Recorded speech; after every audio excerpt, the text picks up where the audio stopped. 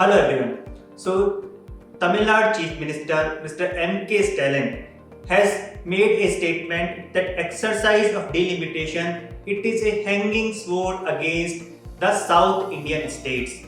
This statement it has made a huge controversy in the political circle, and you'll be seeing that because of this delimitation exercise only, the Chief Minister of Tamil Nadu he has called an all-party meeting, on 5th of March. Replying to this criticism by CM, Home Minister of India Amit Shah, he has also made a remark that delimitation it is not a loss for South Indian states.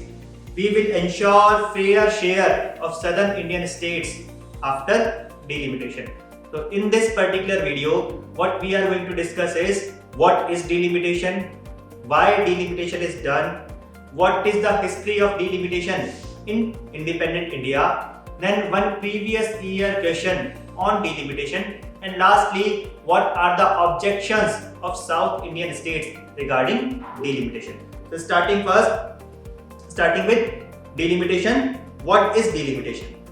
So delimitation it is basically an exercise to readjust the total number of seats in parliament or state assemblies. So let's say if right now the total number of seats in Lok Sabha are 543, after the delimitation exercise in 2026, it might increase to let's say 700, right? So change in total number of seats in parliament or state assembly, as well as changing the boundaries of each constituency, right?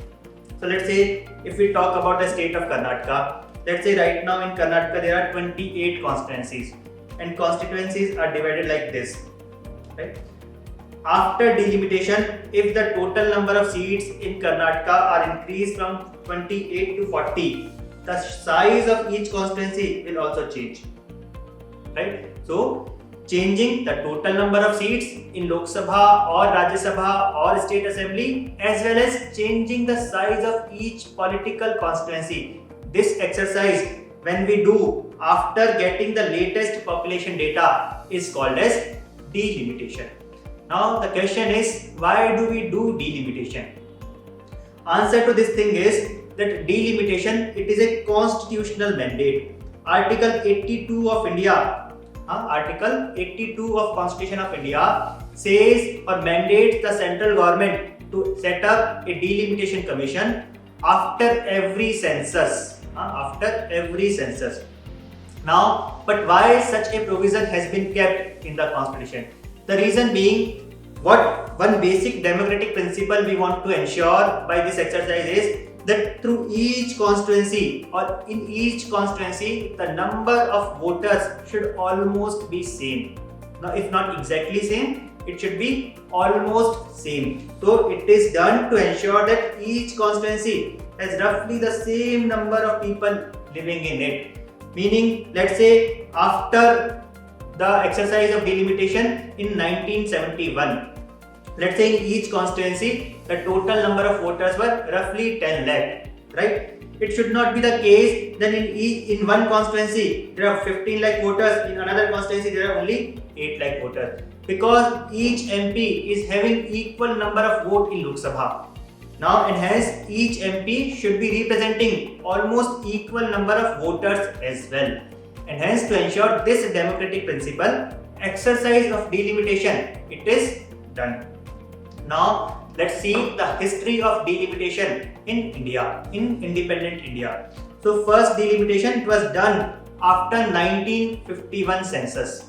After 1951 census, the first delimitation in India was done. Second was done after next census of 1961. Third was done after the census of 1971. But after the third delimitation in 1976, during the time of emergency, the Indira Gandhi government it brought an amendment to the constitution. Which amendment? 42nd Amendment Act. As per this amendment, what was done by the parliament is they froze the exercise of delimitation till 2001 census. Why this thing was passed? Because at the time one of the focus of the government of India was to curb the population growth rate. So India was having very high population growth, and to curb the population growth rate, they wanted to incentivize those states which are doing more to curb their population. Let's try to understand this with the help of example. Let's say is state of Kerala. Let's say the population growth of that state is 10% only, and let's say another state, let's say state of UP, the population growth there is 20% because high TFR. What will happen after the next delimitation is, because population in the state of UP has increased more, the total number of seats in the state for the state of UP will also be increased more as compared to the increment in the seats for state of Kerala. This what it will be doing is, the impact of this exercise will be that state of Kerala will be disincentivized to curb the population growth rate. So if they curb their population growth rate, their representation in parliament comes down, and hence they will not be taking effort to curb their population growth rate. Again, to incentivize states to curb their population growth rate, the parliament passed 42nd Amendment Act saying we will not be doing delimitation on the basis of population till 2001 census, and hence after the third delimitation, fourth was not done after 1981 census or after 1991 census, but after 2001, fourth delimitation commission was set up.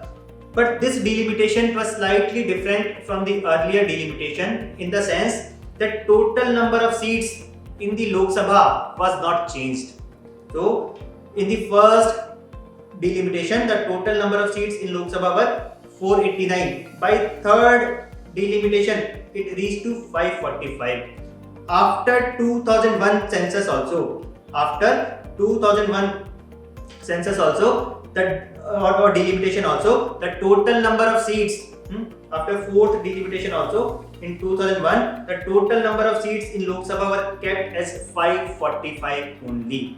Right. Another thing is, after this delimitation, fourth delimitation, even the total number of seats a state has, or the representation a state has in Lok Sabha, that was also not changed. So let's say state of UP had 80 seats in Lok Sabha. Even after fourth delimitation in 2001, the state of UP was having only 80 seats. What was merely done was changing the political constituency in each state. So within UP, let's say 80 seats, their political boundary was slightly altered so that in each constituency there is almost equal number of citizens, but total number of seats 80 was kept same even after delimitation. So I hope it is clear. There are 4 delimitation commission has been set up till now after 1951, 61, 71 and 2001. After this fourth delimitation, again in 2002, Parliament amended the Constitution by 84th Amendment Act. What was done? This Amendment Act says that next delimitation, it is to be done only after the first census post 2026. So after 2026, whatever next census will be done, on the basis of that census, delimitation will be done. Right? So and hence, after fourth delimitation commission, next one has not been set up. If you know this much, let's try to attempt this previous year question. This question it was asked in UPSC prelims 2024 only. UPSC is asked how many delimitation commission have been constituted by the government of India till December 2023. So as you know, one after 1951, then 61, then 71 and then 2001. 4 delimitation commission have been set up. Correct answer would be D4.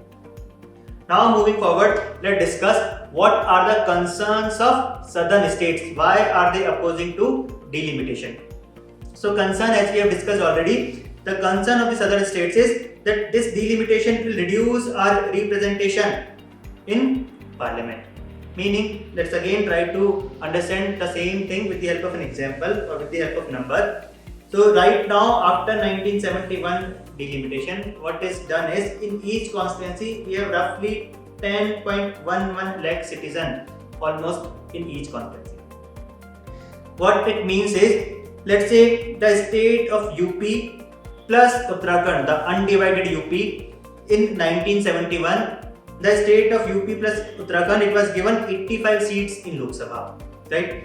If we keep after 2026 also, if we keep the same number of citizens in each constituency, the total number of seats UP will be having in Lok Sabha will increase from 85 to 250, right? So after 2026 delimitation, let's say in each constituency we keep same number of voters, that is nearly 10 lakh. The total number of seats of UP will increase from 85 to 250. Now let's take the example of Tamil Nadu, which is opposing against delimitation.